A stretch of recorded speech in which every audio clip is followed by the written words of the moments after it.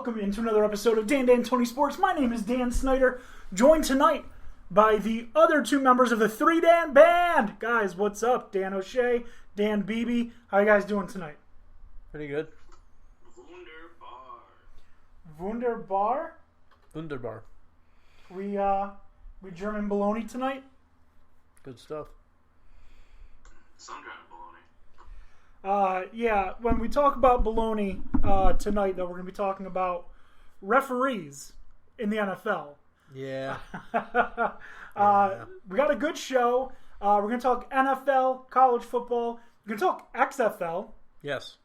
We're Finally. going to talk referees. And we're paying special tribute tonight to the man, the myth, the legend, Brock Osweiler. Some of you may not know, and if you haven't heard the absolute breaking news, Brock Osweiler has retired from the NFL. Stellar career for the Brock Lobster, as we so affectionately call him, as is the title of tonight's episode. Brock Osweiler, quite the career. Drafted in 2012 in the second round by the Denver Broncos. He was drafted ahead of some NFL scrubs, such as Russell Wilson and Kirk Cousins. The man, quite simply, just did it all. I don't know if you remember, but the year the Denver Broncos beat the Panthers in the Super Bowl, Brock Osweiler started 4 games for the Broncos. Beat the Patriots. Yeah, that's what I remember. Beat the Patriots to secure the number 1 seed in the AFC. Went to C.J. Anderson, and there it was. Man is a fucking legend. Anybody who beats the Patriots in my book's a fucking legend, so there you go. After that... Nick Foles. After that, he leaves Denver... For Houston and gets a 4-year, $72 million contract. And he was just so incredibly talented. Houston realized we can't waste this kind of talent, keeping him here in Houston. So they did the smart thing. They were like, we got to get maximum return from him. So what they did is sent him to Cleveland with a second-round pick, because they knew Cleveland needed the help more than they did. So they sent Brock Osweiler to Cleveland. Cleveland realized how genuinely fantastic he was. They're like, we can't have him on our roster. We're shit. He's great. So they did the honorable thing and cut him so that he could go to whatever team he chooses. He went back to the Denver Broncos. Denver Broncos were like, listen, man, we have a bunch of shitty quarterbacks here right now. Trevor Siemian, Paxton Lynch. We already have what we need from you. We can't ruin your career with a bad team. So they let him go to Miami, where he was, for the remainder of his career, retired today. True fucking legend of the sport. Just bounce around the town. He was just such a great player that, and you know, these teams will all stand up, just like, you know, we can't bog you down here. You're too good for us. And unfortunately, he proved to be too good for the NFL. So. All right, we're obviously fucking around here, but dude had legitimately a good career. He didn't play particularly well. He did lead the Broncos to that win over the Patriots. That's true. Even Tom Brady had to stay and play in the NFL. Yeah, he did. He did help the Broncos get to that 1 seed in the AFC, which you can ask anyone on the Broncos, they will tell you, if they had to go to Foxborough to play in the playoffs, there's no way they would have won. Right. They got it to Denver, where they needed it to be, gave the reins to Peyton. And that was was that the year he had that, what was that, crazy foot injury or something? Yeah, yep. And so he realized he didn't have a future in Denver. The Texans were like, we'll fucking take him. He swindled them out of $72 million. And then made them, not only did they have to trade him, he was so bad that they had to also give the Browns a second-round pick for cash considerations to take him off their hands. But that's just it. Yet still, but still, the guy never really. I feel like never really got to really be his full potential. He was big, smart. He had a monster arm. He just that didn't work in the NFL the way it does now. I'm not saying that he's like Pat Mahomes because he's obviously not as talented, not as athletic, but the dude's arm's a fucking rocket. Yeah. So if he had receivers like Tyreek Hill, I'm pretty sure he'd still be in the NFL today. Could be. We'll never know. You know, it's been 7 years. Andrew Luck was drafted like the year before him, I think, and he retired. Yeah. So Luck maybe he won. Came in, what was that, 2012? Actually, same draft. Mm-hmm. Same draft. Yeah, so. Who knows? Maybe this might have been Brock Osweiler's year. He was with the Dolphins.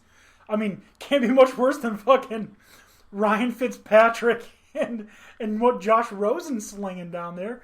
Why didn't they give him a shot? Fuck. Even I'm on the bring in Kaepernick bandwagon. I was just going to bring up Kaepernick. All the three, like 2 or 3 potential landing spots for him, Miami being one of them.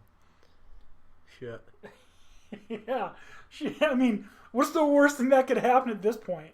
Because the reason I've been so anti bringing in Colin Kaepernick for most teams is because one, the pay. They could basically... 2, you don't want, with a young quarterback like Sam Darnold. Like, people are saying he should go to the Jets. Like, you're going to kill any confidence that Sam Darnold's got going. Same with Mitch Trubisky. Same with... Josh Allen. Yeah, any of the...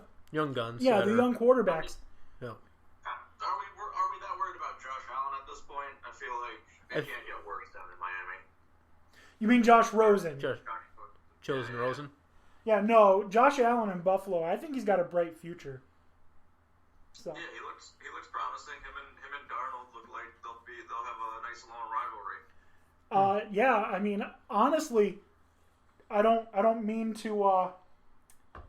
to rain on your parade, Dan O'Shea, but it looks to me, just looking at what's been going on in Buffalo, that in 4 years, when Tom Brady and Bill Belichick are no longer the Patriots, and they inevitably stumble, the team that will be sustaining success will be the Bills. Well, we'll see. We'll see about that. I could see it being close. I mean... I'm not saying the Jets won't be successful, right? But I think you'll see, let's say out of 7 years, you'll see the Bills in the playoffs, 5 of them. As we've discussed before, the Jets are another team, too, that, you know, granted having a couple bad seasons, correct their mistakes, so... You know. The Jets are legitimately an offensive lineman and a pass rush away from being a really good team. Yeah. Maybe multiple offensive linemen. Playoff, yeah. I was gonna say multiple. But you give them a pass rush, and you give them even 2 offensive linemen, there's no reason they can't be a playoff team. Oh, actually, give them a receiver. Because while they lit up Dallas, I don't know how Robbie Anderson and what's his name? Crowder can be a 1 and a 2, or both be 1s. Great flexes. Yeah, I don't think either of them are W3. Yeah, they're not. I wouldn't consider them 1s, but who knows if the Jets do really bad this year? It'd be like having Mohamed Sanu in there. I mean, I wouldn't put Mohamed Sanu at a 1 either. No, I'm saying all. You know, same group of kind of receivers. Yeah. Big games maybe, but who knows? Maybe if T. Higgins from Clemson could be that number 1 receiver that they need. Jarius Jeudy from Alabama, if they're in the bottom 5 in the draft, or if they trade in to the 5.